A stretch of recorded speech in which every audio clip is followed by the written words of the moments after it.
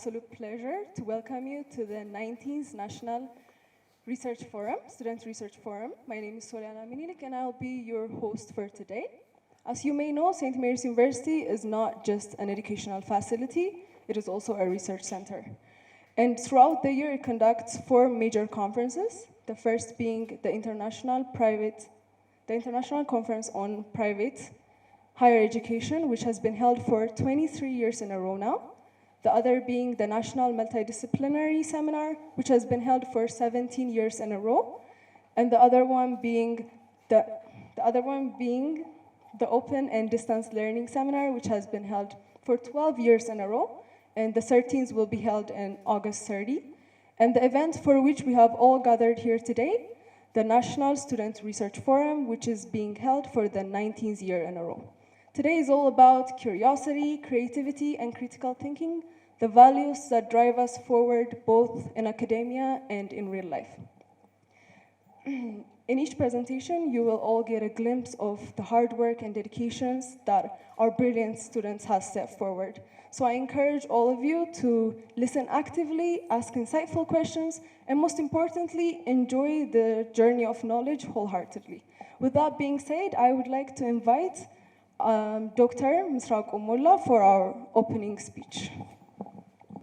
Ato Tatala Haile, Executive Vice President of St. Mary's University, Deans, Directors, distinguished guests, faculty members, student researchers, and all participants joining us today.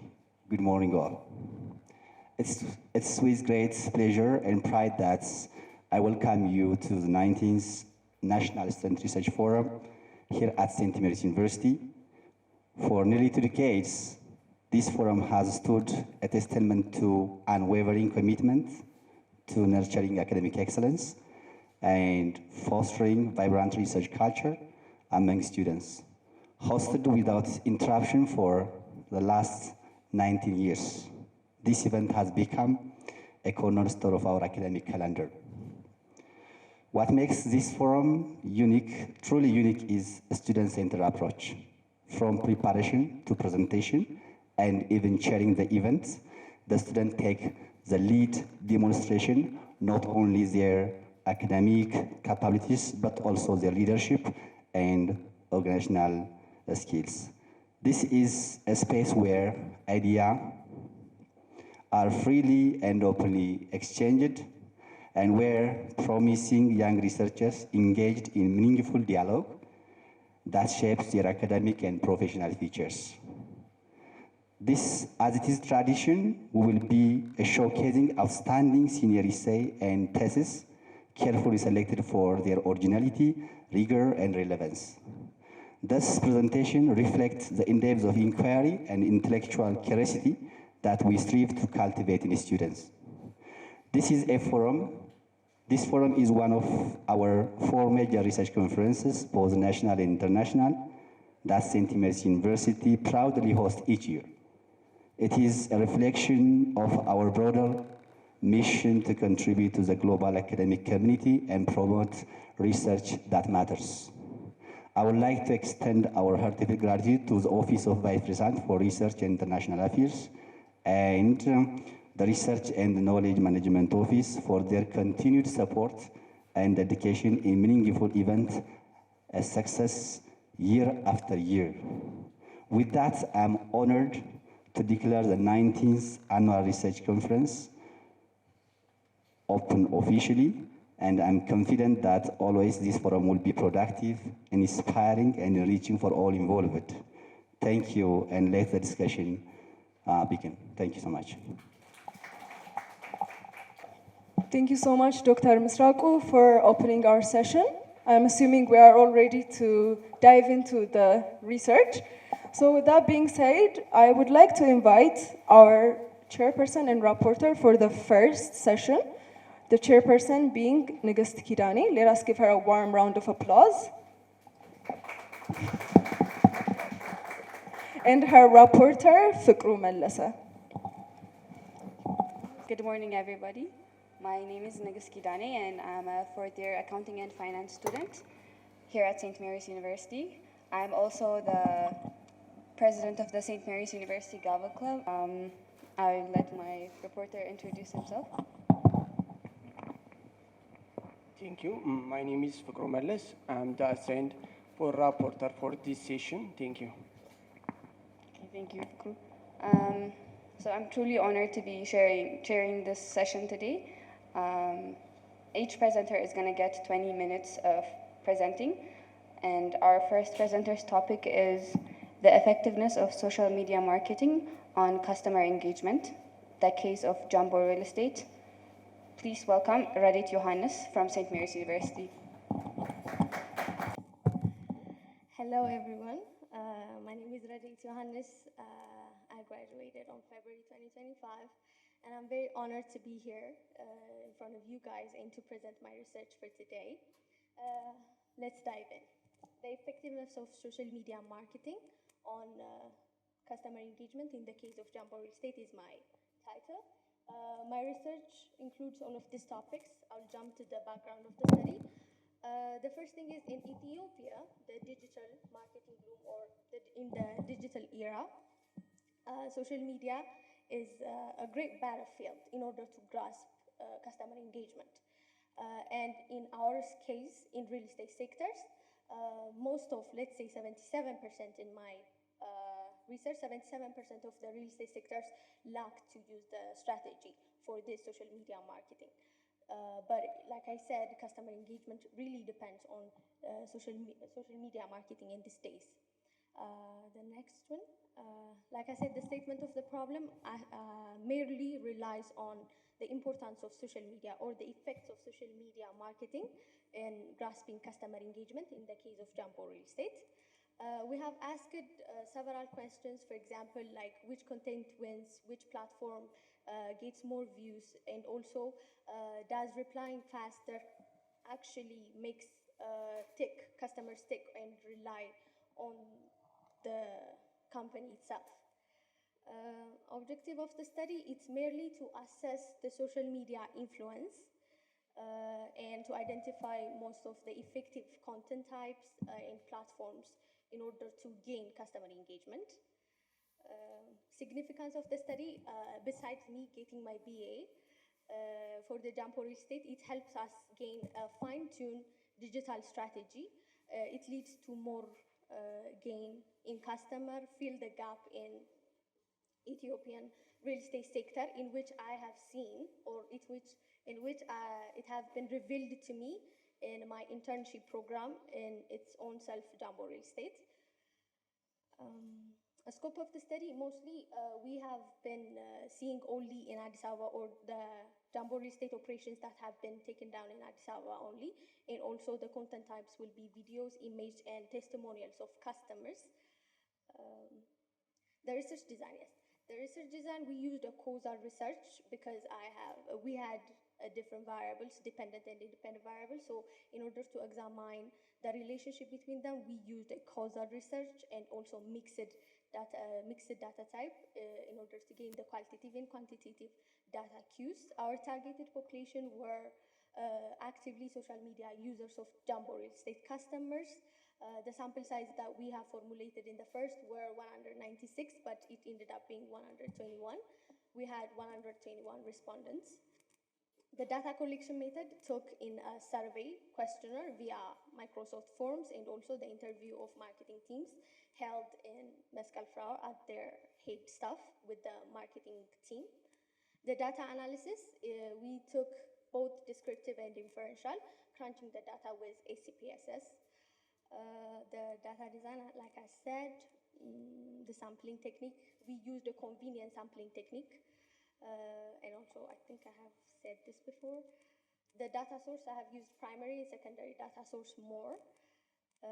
Now let's go to the analysis part. We start with the correlation ones. In my correlation analysis type, we have found the key findings. There has been seen a very strong correlation between platform use, content effectiveness, and also customer interactions with customer engagement. So in the conclusion, we enhanced any type of correlated above listed any of the correlated factors positively impact or influence customer engagement. and also in the regression analysis, we have seen that there is a positive relationship with all of the independent factors to the dependent factors. And also 76.4% of our research confirms that there is a strong reliability of our model, and 77% of the independent variables can be explained the dependent variable, which is the customer engagement. The key findings overall are visuals are the kings in these days. People tend to believe visual cues, videos, and images rather than texts in raw. Replying less than in 2 hours actually increases or boosts the trust issues that have been seen in customers. Next to that, in the conclusion, like I said, social media actually and hardly signifies or impacts the customer engagement at Jumbo Real Estate, and also content effectiveness being the major or the leader or the critical factor driving the customer engagement. My recommendation morely is double down on TikTok and also Instagram, because Instagram is more boosting or outperforming Facebook these days. So double down on those two. Incorporate customer testimonials overall, and also use LinkedIn and TikTok in professional and detailed contents. Next to that, I had one other recommendation from my own. Yes, we should train teams in order to reply faster, use chatbots and question and answers in order to gain customers' insight first, and use A/B test, which is the data actually bits guess. So that's how I finalized my presentation. Thanks to my advisor. I don't see him here, but he is Fatana Shamalis. As you may know, he have a huge expertise in statistical knowledge, which helped me in using SPSS and overall research while I conduct my research. Next to that, my Jumbo Real Estate members, they have been really welcome and really open arms every single time. Next to my survey participants, and also family members and my group members, wherever they may be. Have a nice time. Thank you very much. Thank you, Jarit, for that top-tier presentation. Can we please give her another round of applause?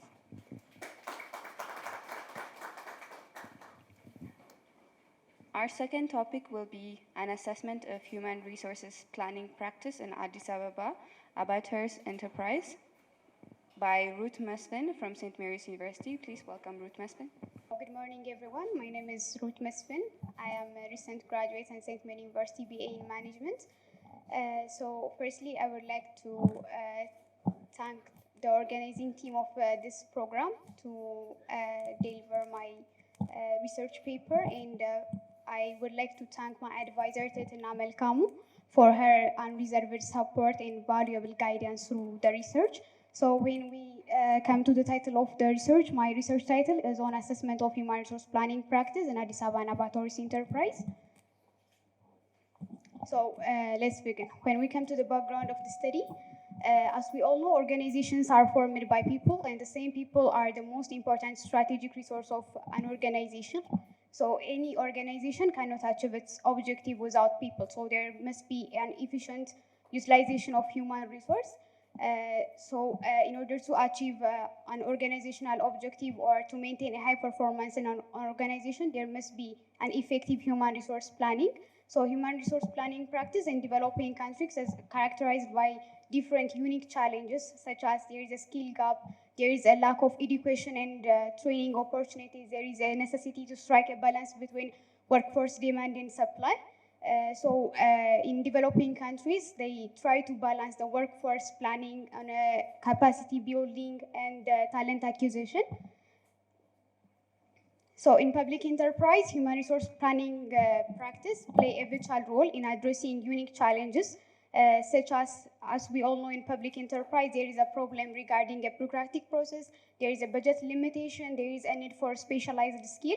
So HRP will navigate this kind of problems by anticipating well in advance the HR or the human resource, that the right people are in the right place at the right time. So when we come to the statement of the problem, one of the problems facing most of organizations nowadays is there is inadequate human resource planning. So studies agree that human resource planning practices are inadequate in Ethiopia because there is a due to poor performance of HRP. Plus, most of business owners and managers understand HRP as a further externality to their organization. According to a business in Nigeria, 94.2% of businesses lack succession planning. Because of that, it's affect their long-term sustainability of the business. During my research, during my internship time in Addis Ababa Nabators Enterprise, and by making interview with key staffs, I identified the following key problems. The first one is there is inadequate retention and succession planning in the organization. Second, there is an inflexibility in the job requirement. When we say job requirement, it will include both the job description, the job specification. So if, for example, if there is a vacancy and the required field as a management, only a management candidate will occupy that space. So related fields have no any consideration. So this will make the organization to lose capable individuals who fit the vacancy.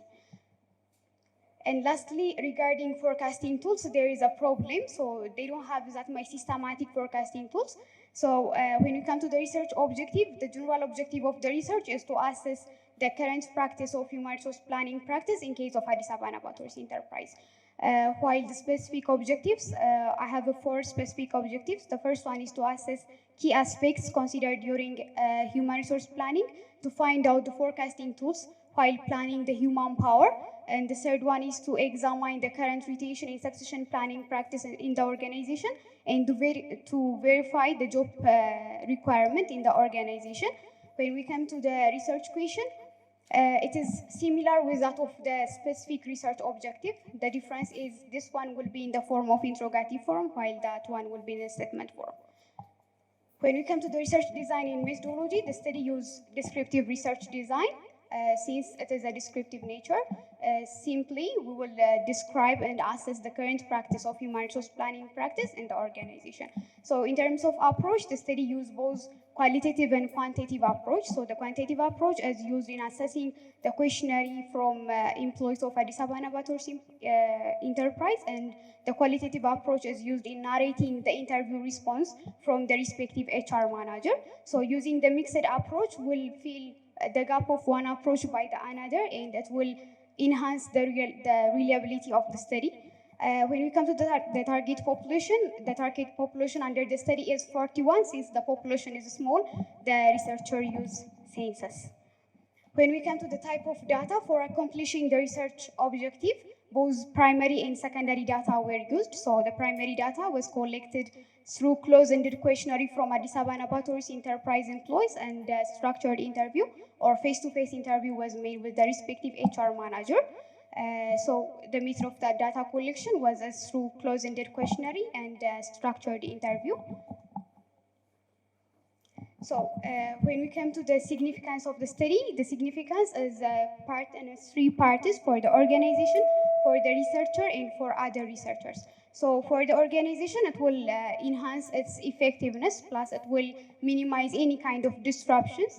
For the researcher, it helps in gaining practical way of problem solving, and for other researchers, it will help as a benchmark if they need to navigate more in human resource planning practice. They will use it as a benchmark. When you come to the scope of the study, geographically, it was limited in Addis Ababa Nabators Enterprise, found located in Addis Ababa, Kera, and the study was limited on title of Human Resource Planning Practice, currently assessing, or it examines the current practice of HRP, including retention and succession planning, forecasting tools, and the job requirement. Regarding approach, it was limited, or methodologically, it was limited based on the qualitative and quantitative approach. Related to time, the study was limited from August 2024 up to January 2025. So when we come to the summary, conclusion, and recommendation part, 35 responses were valid for the analysis. That implies 85.37% response rate. So regarding the employees' demographic data, majority of the participants were male. plus majority of the respondents were held a degree, and they were between 31 up to 14 age group, and majority was having a 6 up to 10 year of work experience. So when we come to the first research question, like most of the or majority of the employees agree that the organization has a formal HRP in place, plus the HRP practice is fully understood by the management and the organization, plus regarding the system to use the effectiveness of HRP efforts, they agree that also, and there is a neutral response regarding the compliance with employee opposed application of HRP, and also there is a disagreement regarding the feedback that employees or the HRP efforts are not well evaluated based on the feedback of the manager and employees. So based on this, we can conclude that the finding indicate that the organization have a sound understanding of HRP, but have some kind of challenge on effectiveness or measurement of HRP. So my first recommendation is to develop and implement a clear and consistent selection process, plus to give a training for employees that are involved in the selection process, maybe to have like essential skills, maybe it be interview techniques, or to how to evaluate candidates, or it may be like to make unbiased decision making. So the second one, they should have to provide a feedback mechanism that employees or managers give a feedback on the recruitment or selection process. So related to the employees oppose the majority of HRP will give a neutral response that may be due to lack of communication or there is ineffective way of something. So I recommend to develop a clear and consistent communication channel that aligns the individual roles with that of the organizational goal. When we come to the second research question, it is related with the forecasting tool. So majority of the people agree that the organization have a system in place to identify and address skill gaps, while a majority of respondents disagree that there is still a problem in assessing the current and the future workforce need. And there is also a neutral response regarding the forecasting tools used in the organization. So we can conclude that the forecasting tools in the organization is not as much as good as possible, because like by making an interview with the HR manager, I should identify that they are using trend analysis, but still there is a problem in analyzing the current and future workforce need. So I recommend the organization first to conduct a training and informational session to familiarize employees with the system or what kind of forecasting tools are they using, and they should have to engage employees in forecasting outcomes, and they should incorporate an employee input as a feedback mechanism. When it comes to the third research question, it is related with retention planning and succession planning. So majority of the employees are satisfied with their current job, but they disagree that there is a plan that retain high-performing employees, plus they disagree that there is exit interview in the organization. So we can conclude that there is no retention plan in the organization, plus there is no a clear plan to retain high-performing employees. There is no exit interview conducted. Regarding reward system, there is insufficient or there is not a transparency in that. So I recommended that first the organization should have a retention plan. So any organization should retain high-performing employees, because as I have mentioned before, HR is a basic thing for organization. So first, they need to have a retention plan. Then after that, they should communicate those plans with employees. And the second, they should have to enhance employees' engagement. So how? Maybe through focus group discussion, or maybe by conducting survey. They should have to know what the employee really need or what the employee expect from the organization. Thirdly, they should have to establish a structured and consistent exit interview. So when we say exit interview, when somebody leaves the organization, he have a reason for leaving the organization. So there may be like a positive feedback, there is a negative feedback. So the positive feedback will be maintained and improved, but the negative feedback will help the organization to improve its performance, plus they may take it as a corrective measurement. So regarding succession planning, so employees are encouraged to develop their skills that prepare them for future leadership position. Also, they are aware of opportunities available for career advancement in the organization. Also, there are opportunities to participate in training programs, but there is a problem on having a clear procedure for identifying and preparing employees for leadership roles, as well as for identifying high potential employees for critical positions. So we can conclude that there is a succession planning or there is a current succession planning process or procedure in the organization, but it needs improvement. While like most of employees feel encouraged to enhance their skills and take advantage of available advancement opportunities, but there is a lack of clear procedure regarding succession planning. So, as I have mentioned above, there is a procedure in the organization, but there is a problem in the implementation process. So they can achieve that through coaching or mentoring or like that. So the first recommendation is to identify high potential employees. In order to succeed one employee, we need to identify who is performing well or not. So to identify that, the organization should have a performance management system. So the organization will evaluate the employees based on their performance by using key metrics. Maybe it may be skills, competency, or leadership position, like that. And the second recommendation, they have to design a transparent and promotional policy. So the system to promote an employee should have to be transparent, and all employees must have an equal opportunity to have the chance. And the other one, there must be a clear communication between the management and the employee. When you come to the first research question, it is related with that of the job requirement, including both job description and job specification. So majority of the employee agree that the job description accurately reflects their duty and responsibility. Again, majority of employee agree the job description meet the current industry standard. So majority of employees disagree that regarding the flexibility of the job requirement. As I mentioned in the problem of the statement, there is inflexibility in the job specification of the organization. So, and the other point, there is also a problem in regularly updating job description in order to accommodate employee growth and mobility. So we can conclude that the current job description or the job requirement align with the employees' roles and responsibility, plus it reflects the current industry standard, but it lacks flexibility. That means it's rigid.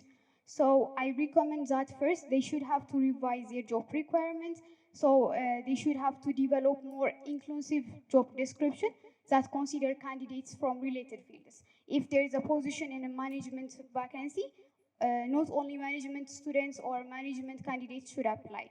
Maybe business management, accounting and finance, and other related social science fields also should be accepted. And the second one, they should have to establish a systematic review process in order to reflect evolving roles through the organization.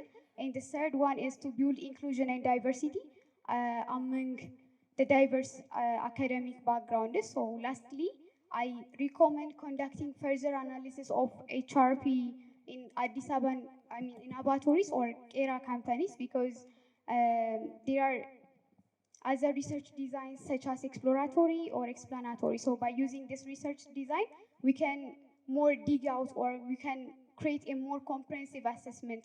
So lastly, I recommend this.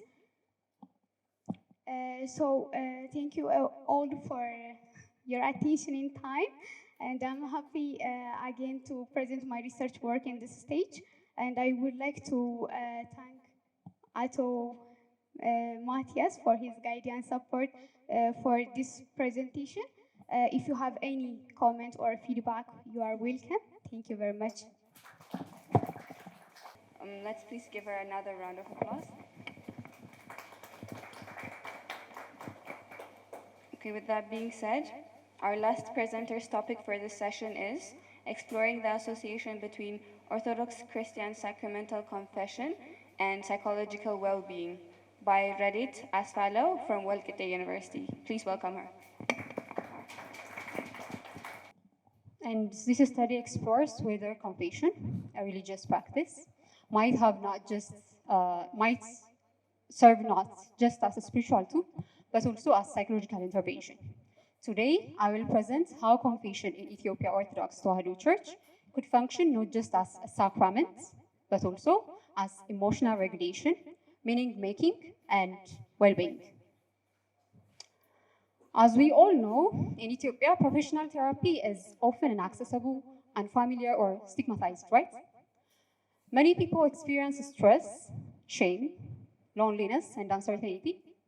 In this context, confession and other traditions offer a chance to be fully known without fear.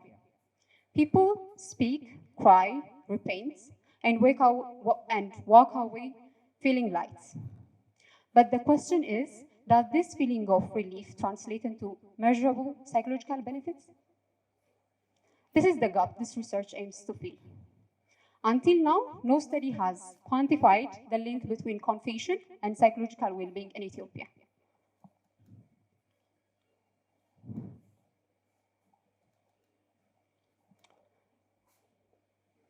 So what is the research gap and the question that this research is addressing?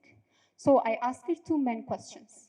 The first one is there statistically significant relationship between how often people confess and their psychological well-being? This is the first question that I raised. Second, which of RIF's 6 purpose, growth, autonomy, self-acceptance, relationship, and mastery are mostly impacted?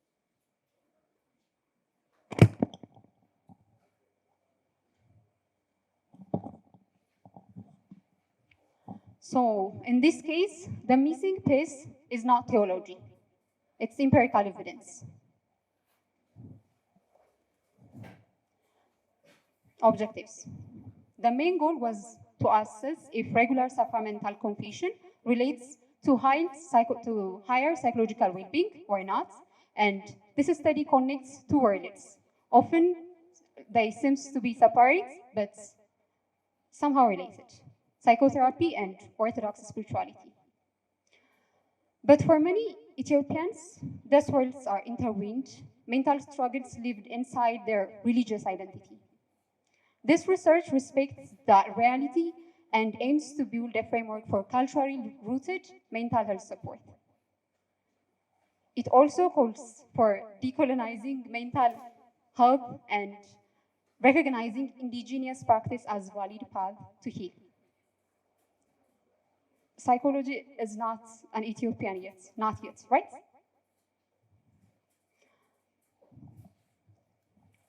So the significance of this study is connecting those seemingly very different worldly views, but highly interrelated, especially in the case of Ethiopia.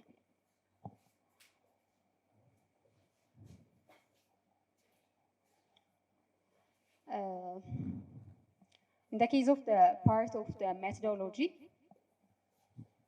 we conducted a cross-sectional qualitative study with 194 Ethiopian Orthodox students from Walkite University, aged 18 to 25 years old. Among them, 84.5% has confessed within the past year, and 15.5% has not. Participants completed a demographic form, a RIF's psychological well-being scale, and questionnaire about confession frequency. Data were analyzed using chi-square tests and ANOVA, with effect size calculated using partial delta square.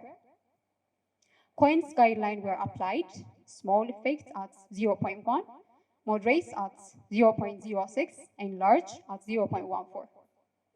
This approach helps translate statistics into practical insight. However, this is a correlational data, right? So we cannot claim confession causes better well-being. Only that there is a link. This is what we can see. Self-report data may also reflect social desirability bias, especially in religious setting. People doesn't tell you the truth, but They prefer to tell what you want to hear. So these are the limitations. It's important that tools are statistically reliable. Of course, RIPS scale is very reliable psychological well-being measurement tool and ethically sensitive. But is it culturally appropriate in the case of Ethiopia? So this is a doubt that can be raised while using the results of this research paper. And further studies should be used, anonymous longitudinal tracking, since it's cross-sectional. It's just a snap, right? So multi-site sampling should be used. The geography is very limited. The age is very limited. So we should go beyond that. And including qualitative data should be used. This is quantifying very sophisticated thing, somehow creates a bias, right? Like interviewing with clergy, they are the main stakeholders of this practice, right? And this research paper doesn't include clergy or kahanat in Amharic. The other limitation, confession was measured only by frequency, which is very bad and somehow embarrassing, which misses its depth. It's very shallow, like measuring confession and operationalizing its definition with frequency. It's somehow nonsense, right? So it's just the beginning. I learned what I shouldn't do in the next research from this research. This is what I can see. And it misses depth, sincerity, and emotional impact. So to get a fuller picture, future research should use instruments that capture qualitative aspects, such as intention, why are you repenting, why are you confessing, emotional catharsis, and behavioral change. We ensure scientific rigor by following ethical protocols. Ethical protocols, getting informed consent, and anonymizing responses. The reliability of RIPS scale was confirmed with Cornbach's alpha for each subscale, and it's about 0.8.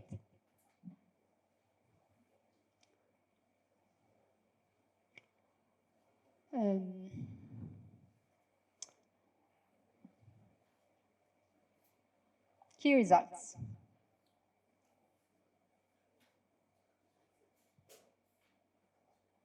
The chi-square test found a significant link between confession frequency and well-being category.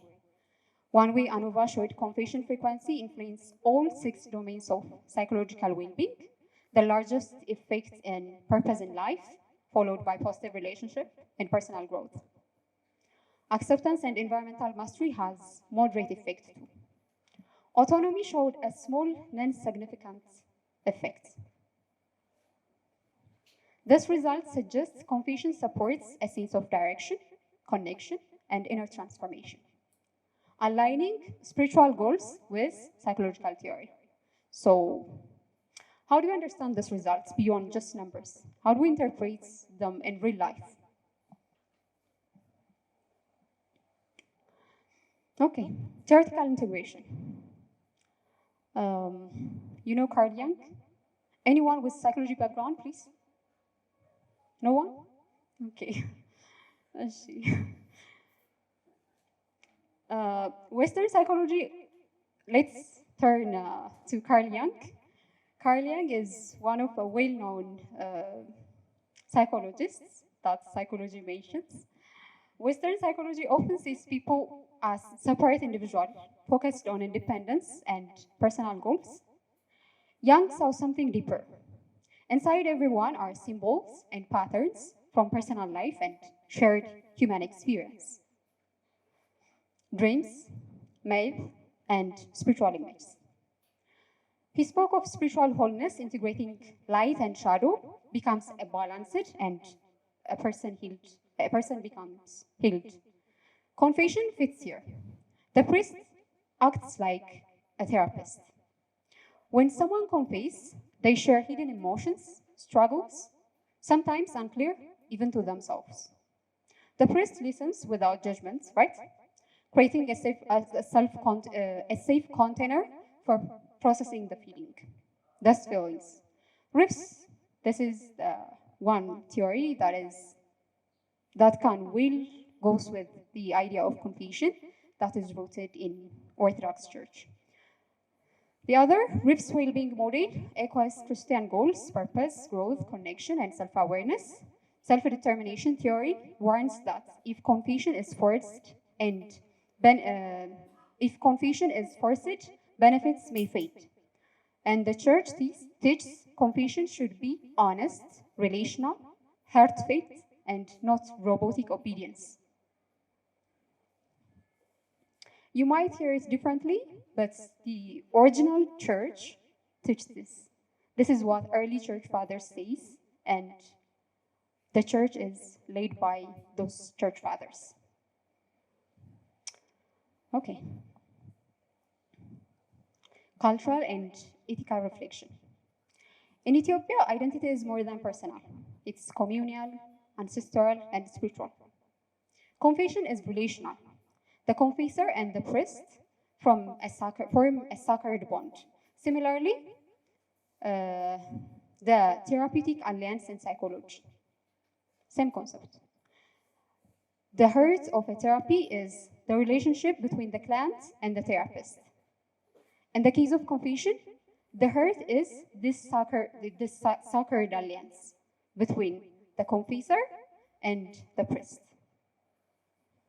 Ethically, I approached this study not to promote religion, of course, but to respectfully examine its psychological effects. As an insider, as someone who grows up in the church, I offered insights, but held myself accountable through rigorous methods and critical self-reflection. So somehow that might be a limitation. Face it. This work calls for respectful integration of faith-based healing in academic and clinical spaces. So what are the practical implication or the practical application? The study has 3 practical implications. First, for mental health professionals, we need to meet people where they already find healing. This means integrating confession into culturally sensitive therapy, not as a doctrine, but as a trusted practice. Whether you believe or not, it's already healing people. People are being healed. Mental health professionals can develop referral system with priests. If someone opens up during confession and needs psychological help, priests should know where to send them. Providing priests with basic counseling training can help them support vulnerable people better without turning them into therapists. For researchers, this study opens the door, but is only a start. We need to explore causality through longitudinal and experimental studies. There is a bunch of research to be done yet. Gender difference in confession experience also needs more research. Do men and women confess for different reasons? Do they gain different benefits? These questions are important, unanswered questions. For religious institutions already hold the trust of millions. They can support both mental and spiritual health by collaborating with psychologists and counselors. They might host interdisciplinary workshops or community dialogues to learn from each other. Ultimately, we share the same goal, helping people heal and grow. Having this in mind, unlike other Christian sects focused on salvation as rescue, Ethiopia Orthodox Tewahedo Christian views salvation as ongoing healing and growth. Not only healing, but also growth. That's when we say a person is being saved. The person needs to be healed and grow. It means becoming more holy, and human over time. Confession isn't just about removing guilt. It nurtures spiritual maturity. It fits well with psychological idea of personal growth, purpose, and integration. So How does a country marked by war, trauma, and poverty, with few mental health professionals, survive emotionally? This was the first question that we raised, right?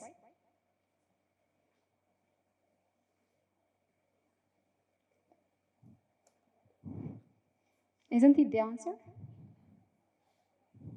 We survived through tradition.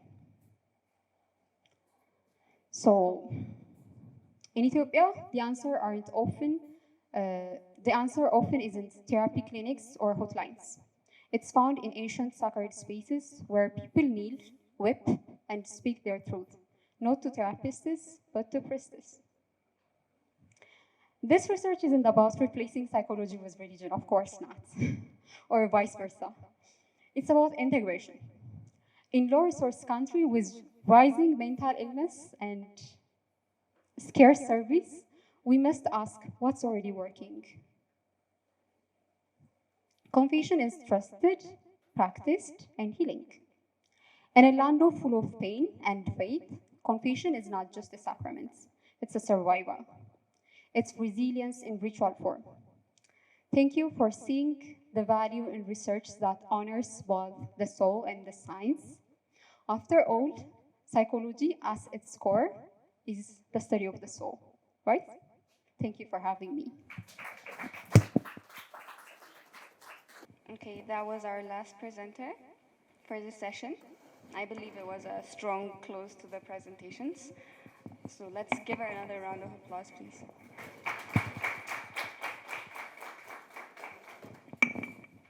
Okay, I hope everyone took the presentations wholeheartedly and retained intellectual information on them.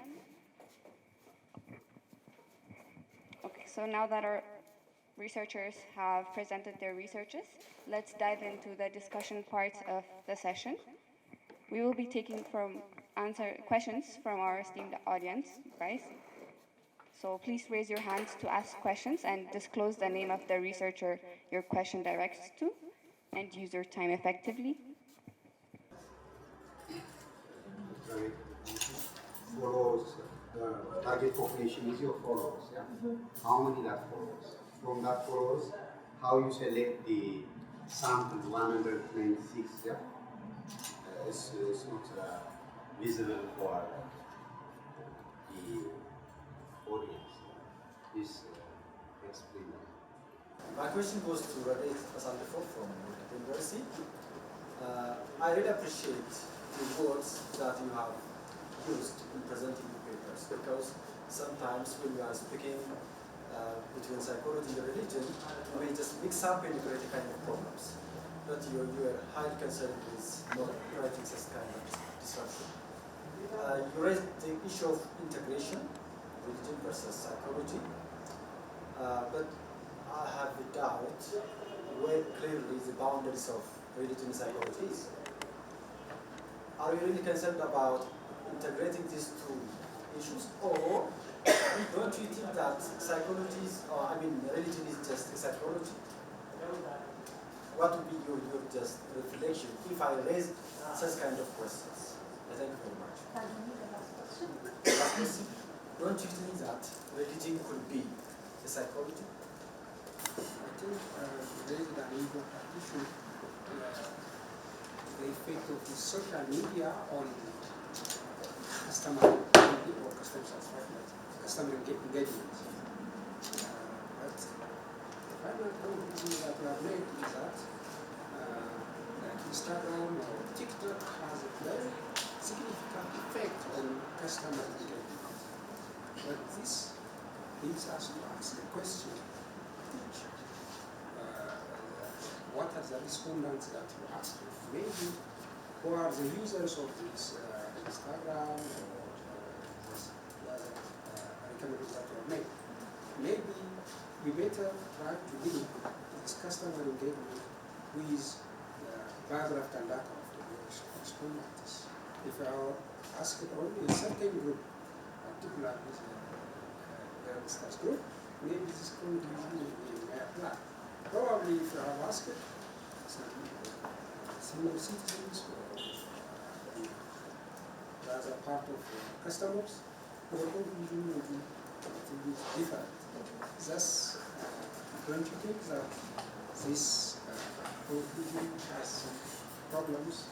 Even can you make a conclusion of this social media raise this customer engagement based on only this one that is job or business? It may work for job or business, but it may not for others. Thus, don't you think it has some limitations? So the technique that I used for using samples, like I said, my answer is my research, so I'll refer to my research. The way how I grasped my sample size from the population is by using coherence formula 1977. Maybe if I spelled the name wrong, I'm sorry, pardon. But I used coherence 1977 formula. I used a 95% of margin level and 5% error, but when I calculated it, it got, I think, up to 383 respondents, and that was a lot for me. So, and it was very hard to get. It was so good to be true. So I need to reduce the numbers. So I did a little digging, and also I connected with my advisor, which is Fatana. And I also communicated him that what if I reduced the error label or increased the error label so that I will welcome 2% error and increased it to 7% so that I could reduce the number of respondents. Well, he declined. Finally, he declined, but I did a little digging. I've seen some papers, and it's applicable in another paper. So I wanted to be the first. I took the argument, I took my own step, I took the risk, and I did it with 7% and 95% margin level. So that's how I get the 96% respondent or sample size. You accept? Thank you very much. Thank you very much. Thank you. The next, right, I'm sorry, I don't know your name, but thank you very much for listening attentively. I'm very welcome and happy that you saw a light in the research. I don't know about publishing it, but I will look after it after this. It's a very good compliment. I felt warm, so I will look after that. Is there a question? I'm sorry, did I forgot? Is there a question? Actually, a question? It's just a suggestion. Okay, for publication, right? Okay. Okay. I will actually look into it. I will give it time.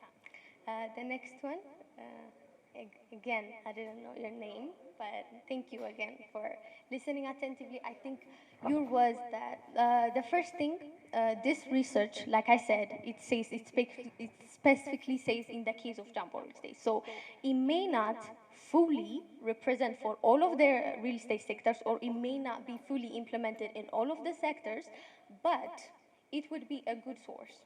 It would be a comparative study for others. That's how I thought about it. Next to that, what did you say? I'm sorry, I keep forgetting. I'm sorry. Is there any specific thing that I need to explain to you right now? Mm-hmm. Biographical data. Mm-hmm. Mm-hmm.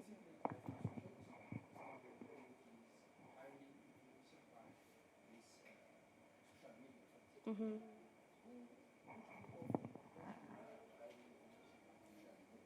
Okay. Okay. Thank you for the reminder. I will explain a little bit further on that part. Like I said, again, this study or the scope highly relies on the social media. So we don't actually see the traditional advertising or any other. We only focus on the social media. And specifically on this social media, I will check the response rate for you. My genders, overall explaining. The male respondents accumulate at 55, and the others are 45, which is females. The age, which is, I think, more related to the issue or the question that you have picked, 47.8% of my respondents in age were 46 and above. I think social media is more usable in the youngest generation, right? That's how we recall it. But Luckily, as I have seen in my research too, also the 46 and above age group are also using social media as actively as us when it comes to purchasing big, like for example, it's a big investment buying a house in these days. So they really use all the sources. They really check. They really do the digging. That's what I have seen in this research. Like it lies on. For example, let me tell you, from 17 to 25 age group, it's only been 8.9, which is the lowest. 26 and 35, 10. Next to that, again the lowest. From 36 to 45 is 33.3%, which is again the second highest, next to the 46 and above. So this research, it doesn't only represent the newly age or the younger age social media users, but also the elder ones, I'm sorry, or the adult ones. Let me use that word, I think, right? Sorry, the adult ones. It also represents that. I think the question doesn't rely on occupation, educational level, or social media usage. They all use social media usage. It says 100% here. The education level morely relies on degrees and masters. The occupational more of government employees rather than the private and self-owned. So that's how it is. Thank you very much for my fourth question. Again, I don't remember your name, but I'm very honored for attentively listening. I think your question was the presenting that I did only tells about the quantitative crunch data. And what about the qualitative ones that I did with the marketing sales team, right? Okay. Let me get into it. Okay. Like I said, I did an open-ended question or an interview, semi-interview with 3 marketing staff of Jamboree State Bank at Mescal Flower, which there are some questions that I picked out for them. For example, the first one is which among the acts of the shared of social media in Jamboree State accounts are most appealing in a view. Most of the analysis were highly relying on image, visual content. They say that more people engage in visual content, testimonials, videos, and also catching up on trends. People have been more interacting, or that makes them tickle rather than the other one, the text ones, or the old versions of advertising or the traditional ways. And in their opinion, what social media sites Jamboree State give more attention to, and what alters would they recommend? Like we said, mostly we know all of us have TikTok in these days. Whether we have an account, use it as giving, also not only receiving or consuming, also being pouring out to the world. TikTok is the leading one next to the Instagram and YouTube, and a lot of companies are jumping into it, making it a high profile, creating a high profile for their companies, and creating a good image for public relation, and also and that's how it is. The TikTok is the leading, and also, like I said, the Instagram and YouTube follows the lead. The interview analysis overall with the marketing head team, it focused on, I think, in understanding the perspective and preferences of participants regarding in Jamboree State social media users. As a part of the analysis, we also interviewed, like I said, 3 staffs and the head also. And as a result, they have said that their gap or their failure to jump on social media and actively building up their image have cost them. And also they are looking forward to use my research also. I forgot to mention that, sorry. They have also, in the future, in the upcoming time, to formulate a strategy to work it on and take it seriously. That's what it is. I think there's no question. Thank you very much. Have a nice time. So, again, thank you for giving this opportunity, and I'm glad to be on the stage. So when I come to your question, I don't remember your name, but you were asking me regarding the population or sample size, I think. So my population was 41. So since it's small, I only consider census. So my research don't have any sample or sample size, sampling technique. I don't include that. And to consider more in Addis Ababa Laboratories Enterprise, majority of the workers are laborers and they can't read and write also. So if I consider them, it will take more time for me. So I will get a better information, but it will take a time. So I more give a emphasis to get more reliable and accurate data. I only emphasize on that. Thank you very much. So the first question is, how do you quantify psychological well-being, right? Um, Psychological well-being was assessed using the RIFS well-being scale, a well-established and theoretically grounded instrument used in psychology research. So it's internationally used instrument.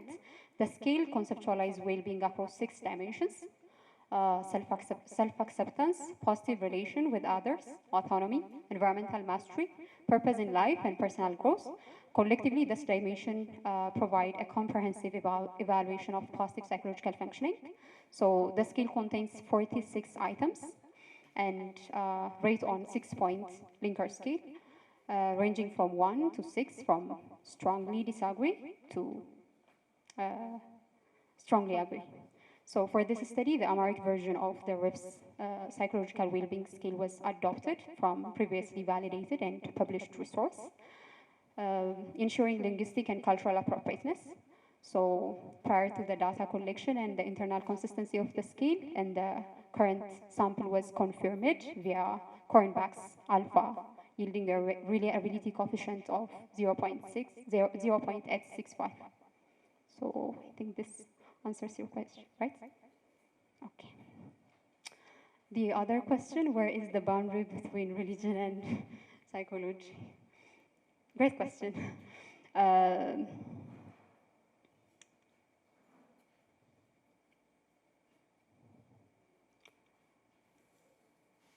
We respect clients or participant space as a source of healing.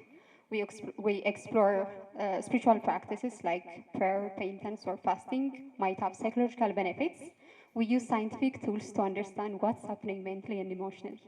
That's what we do as a psychologist. So while also acknowledging the spiritual experience. And psychologists think a bunch of ideas from religion. For example, meditation and mindfulness. Religion, it's in Buddhism and Hinduism, meditation is a central part or spiritual growth and mental clarity. And psychology practices like mindfulness-based stress reduction, it's a technique, and mindfulness-based cognitive therapy were directly inspired by Buddhist meditation, now used to treat depression, anxiety, and trauma. Why not confusion? The other question, how do you confirm that a person is confessing or telling the truth, right? Okay.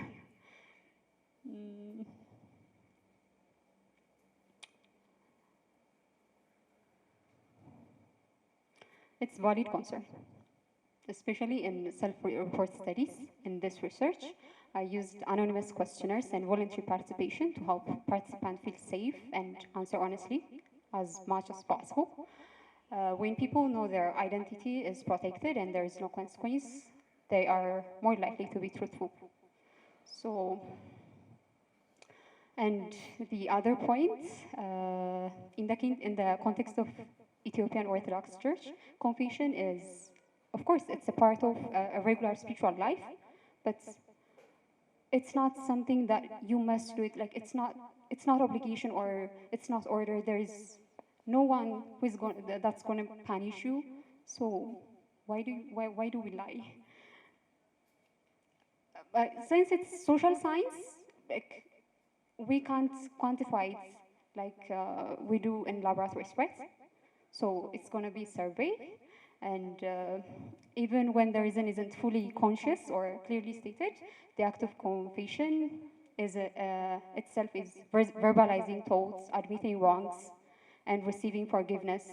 Like, you don't go to the priest and say, I do this good, I do that for a person. You just, when you call it confession, the person is expecting you to tell what you did wrong. Okay, okay, thank you. Okay, thank you all for the great questions you raised, and your participation truly made the session interactive. Great thanks to our researchers for answering their questions and their insights. So with that being said, wait, can we please give them another round of applause? Okay, with that being said, I'll conclude the session. I hope you enjoy the rest of the event, and I'll give the stage back to Soliana. Thank you to our presenters for their eye-opening insights, and I would also like to thank our chairperson and our rapporteur for ensuring the smooth running of this session. It takes a lot of courage to be sitting here and talking in front of a lot of people.